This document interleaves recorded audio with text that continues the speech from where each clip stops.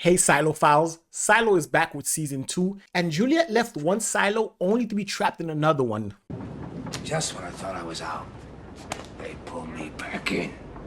So we're gonna break down the first episode, and don't worry guys, I haven't read the book, so there's no spoilers ahead. So give this video a thumbs up if you wanna find out who the man in the vault is and why the water levels are rising in the silo and what it could mean for Juliette's silo. Season 2 starts off with a flashback of a revolution taking place in a different silo. And in the opening shot, we see a little boy running with a note in his hand. The note is from engineering, and it says that the generators of that silo will flood in 15 minutes. What I noticed that was really interesting about this opening sequence is this note is from engineering. The title of the episode is Engineer, and the engineer could refer to either Juliette or it could refer to the man that we were introduced to at the very end of the episode. The way this all ties together takes me back to season 1. In season 1, inside Juliette's hiding spot, you see that underneath the silo there's water, and I'm starting to wonder, what if the water wasn't there when the silo was originally built? Because in the blueprints of the silo that George found in the hard drive, if you remember, all the way at the bottom of the silo, there should be a door there. And through that door leads to a tunnel. Where the hell does that go?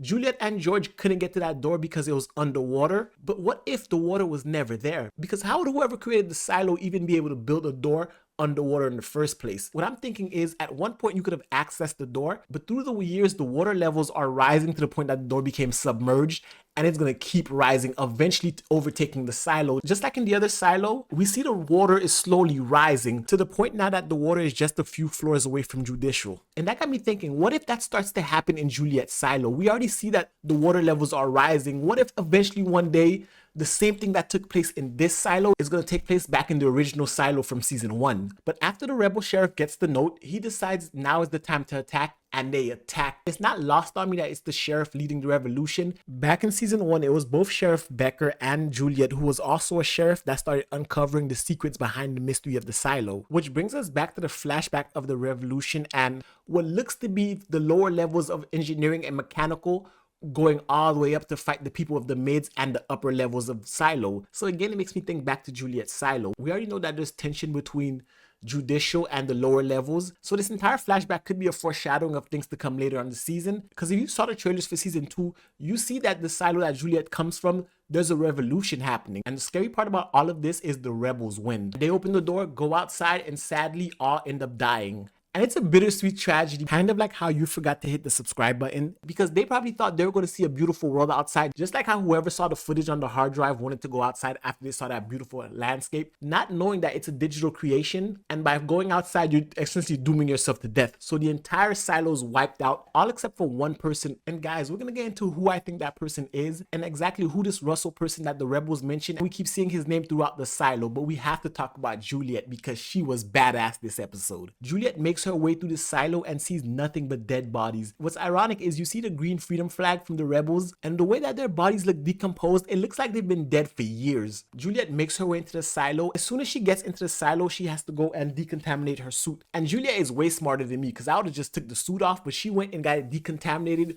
using alcohol or coffee, whatever liquid that was in the thermos. She used to decontaminate her suit, and then she got to exploring this new silo, this abandoned silo. And during her explorations, we also get a flashback to her growing up when she first got to mechanical. I think the reason we're getting these flashbacks because it's tying what Juliette's going through with what she learned in the past. And I want to specifically pay attention to that device that Walker had her fixed. If you've seen any of my other videos, you guys know if I watch these shows, I gotta pause a certain scene and zoom in to wonder why it's there. Juliette fixing that control mechanism and showing her relationship with both Shirley and Walker, I think that device is some sort of communication device. And if Juliette sees another version of it in the silo she's in now, she may be able to communicate with Walker and Shirley from across silos. Because I think those silos are connected by the door that's buried underwater, and neither of them can access it. But there's a reason why that door specifically was a part of the blueprints. And most of the episode is spent with Juliette exploring the silo, trying to get to the IT department. But as we saw in the flashback of the rebellion, the walkway was destroyed, so that's why the rebels had to create a bridge.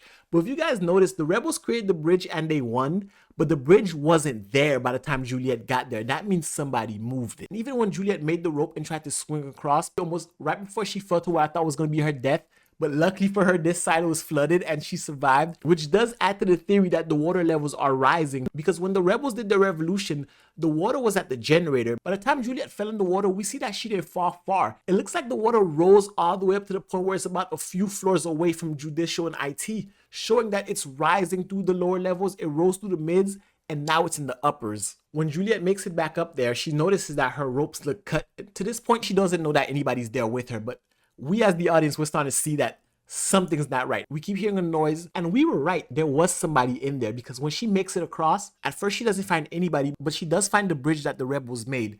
So that goes to show you that somebody would move the bridge out the walkway. And we see how Juliette puts the bridge back. But what I don't know at this point is how the man in the vault was able to get to the other side and cut Juliette's rope without using that bridge. If you guys know how he did it, let me know in the comment section below, because I can't figure it out. It's after Juliette makes it to the IT side, she realizes there's nobody here and tries to leave when she hears music. She follows the music all the way back to a vault that's locked.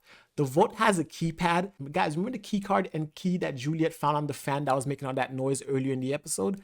I think that key card could open that door, which is probably why the guy inside told her, if you open this door, I'm gonna kill you. And that's how the episode ends. But just who exactly is that guy? I think that guy is Russell, the same Russell that the rebels talked about, the same Russell whose name we saw on the walls. And I think Russell is this silo's version of Bernard, the head of IT, the one who knew everything.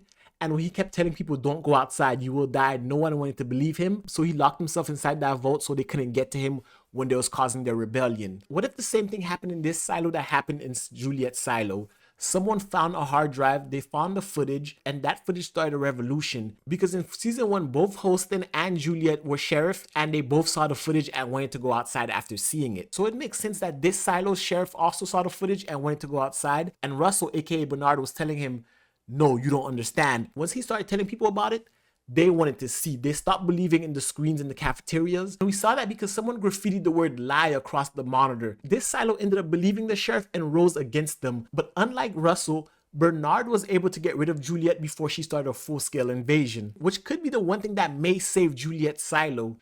Because if she's able to successfully communicate with her silo to let them know that she's alive and coordinate with them, she might be able to stop them from causing a revolution that ends up killing everybody, just like what happened in the flashback of this episode. But guys, that's just my thoughts about it. I'd love to hear your thoughts about Silo Season 2, Episode 1. Are you excited for the rest of the season? And did you enjoy it as much as I did? Because I felt like even though this episode mainly focused on Juliette, it was a banger. Let me know what your thoughts about this in the comment section below. Give this video a thumbs up, hit the subscribe button, and until next time, peace.